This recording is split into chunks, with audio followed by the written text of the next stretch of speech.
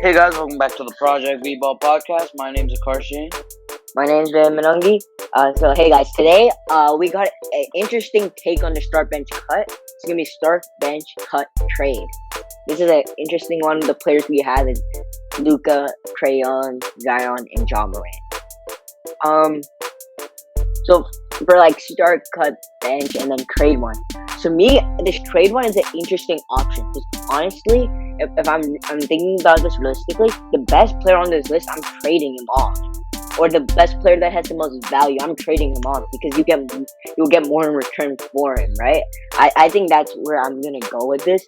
So what I'm thinking I'm gonna do is I would trade Luka.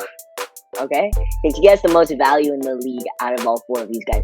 You trade Luka, you're getting like a superstar back in like a first round pick or something crazy like that, right?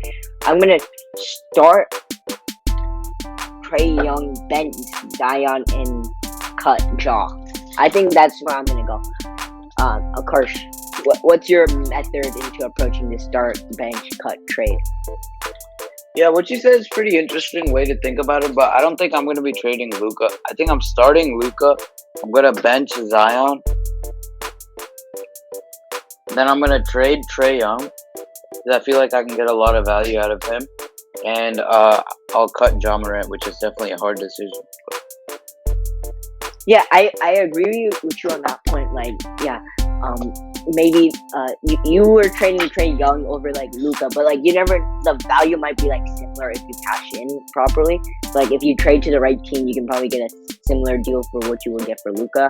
But I think if you trade the one that's worth the most, I think that's the play you should do here. But I'm not necessarily not agreeing with you if you should like Trae Young is like definitely a player like you would get a lot of value in the open market, but like if your team is like imagine like a team of like Trae Young, Zion, and like some crazy superstar I get like if I were to keep like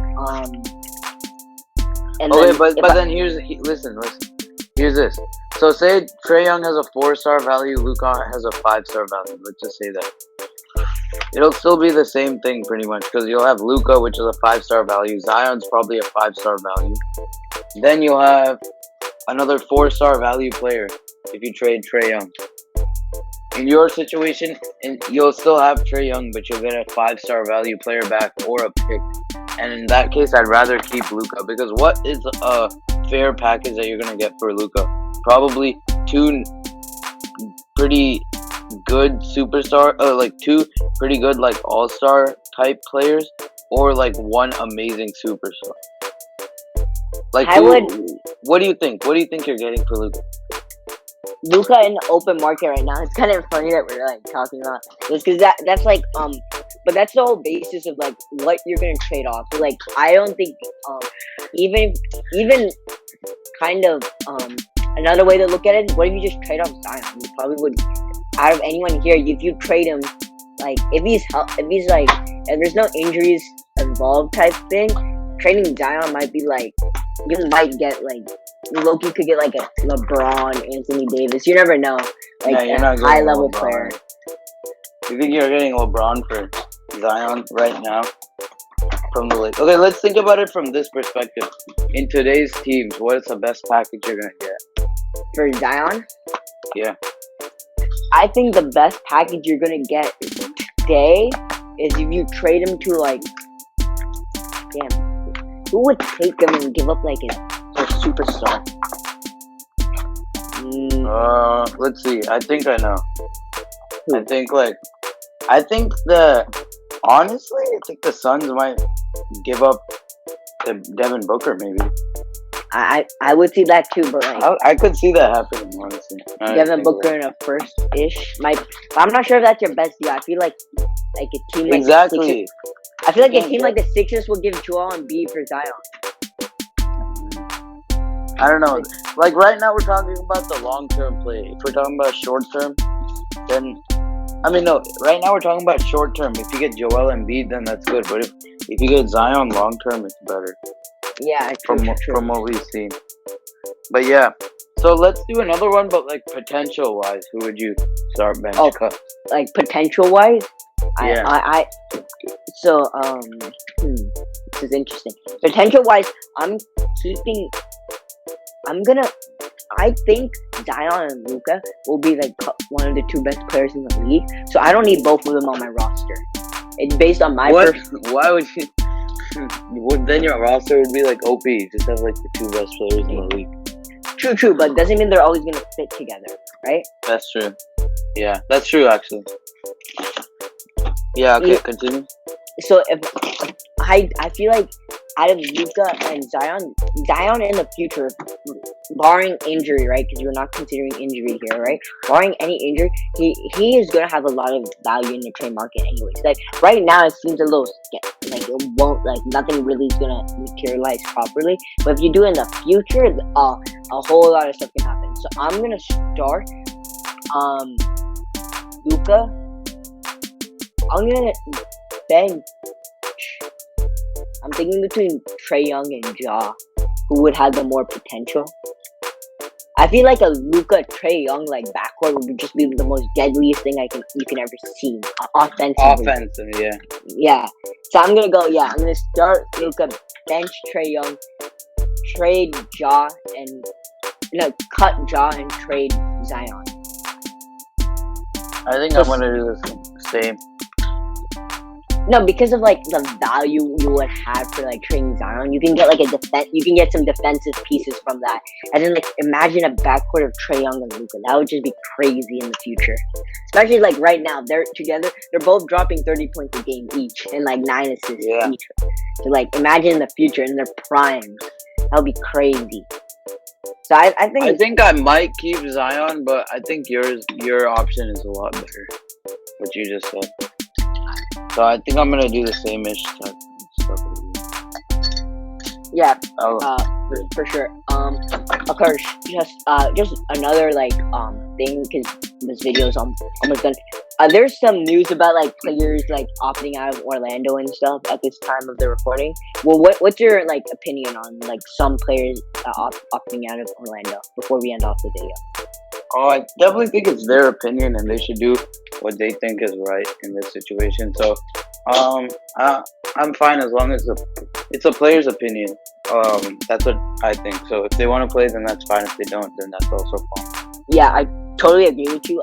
Some players have like kids, and they might not be allowed in the bubble in like Avery Bradley's case, and some players just don't want to risk their thing. I hate the comment where like I think someone like for Davis Bertans, right? Davis Bertans said he's not gonna play, and someone put on a comment, "Oh, you're just gonna watch your team lose."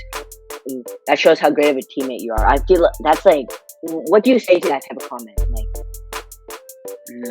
wait, who said that you're gonna watch your team lose? Just a random fan? It's just some random fan. I mean, you know what? Like, fans just heckle everyone anyway, so I think they're probably used to it. I don't think he's gonna think much of it. And plus, it's his decision anyway, so... Yeah, true. You should just live with it. In the way how the NBA is gonna work, I feel like teammates are also understanding. Like, I don't really think these NBA players care about what fans are saying, but like, I think us as fans, we should respect their decisions. Like, imagine you were playing in a situation where you'd be in a bubble for like with 1,800 people for 3 months, and you can't see your family and everything. Yeah, I don't think these NBA players want to get into that if their family cannot join the bubble or not. So like, it's their decision. Some players don't even want to risk getting COVID. So like, that's up to their choice at that point. Yeah, at that point you're pretty much forcing people to be like, hey, I want you to play in the bubble. You might get coronavirus, but that's not the best situation for players. So it's definitely their choice. What they do. Yeah, and also I don't think any NBA like teammates of NBA players, I don't think they also really care. Like, I don't think like LeBron is calling up Avery Bradley right now. It's like, hey, what are you doing? Come play for us. We need to win a chip. I don't think anyone's doing that right now. I don't think Bradley Beal is calling up Davis Bertans to come. I don't think Kyrie is calling Wilson Chandler to come. I don't think any of that's happening, right? They should just be respectful of their decisions. Yeah, there's plenty other players that have decommitted. I think by July 1st, we will know who's not in the bubble, because I think training camp is supposed to start like the first week of July, right? If I'm not wrong, right, of course. Yeah. And then the It's schedule's actually July 22nd. Or no, that's when preseason. preseason, yeah. July 30th, it's like the first regular season game, and then after that, the season would start again. So I'm excited personally. I can't wait for the season to start. I want to see like the different environment for the NBA and see how everything works in this new change. But other than that, yeah, this was an interesting start bench cut trade. If you guys like the addition of the trade part, if you want us to do any of these in the future, we definitely can with the trade part. Or if you don't really like it, we can obviously just do start bench cut. Coach, any final remarks before we end off the video? No, not really. Video Okay. is pretty good opinions and everything. And we had good reasoning behind our decision. So, yeah, I think we can end it off there. Yeah. So, thank you guys for listening. If you have any comments about our video and the different situation, please put in the comment section down below. And we're also on Spotify, so in the description of every video we have a Spotify link. Please, this is gonna be the audio of all their videos. You can listen. Some people like to listen to our commentary just listening, not being on the YouTube app, because when you're on the YouTube app, you can't get out of it, and not if you get out of it, you can't listen to it. So some people like to use Spotify, and we're kind of a podcast too, so you can use that. But definitely check out our Spotify links. It greatly helps the channel. Thank you guys for listening. Please subscribe. Bye. Bye.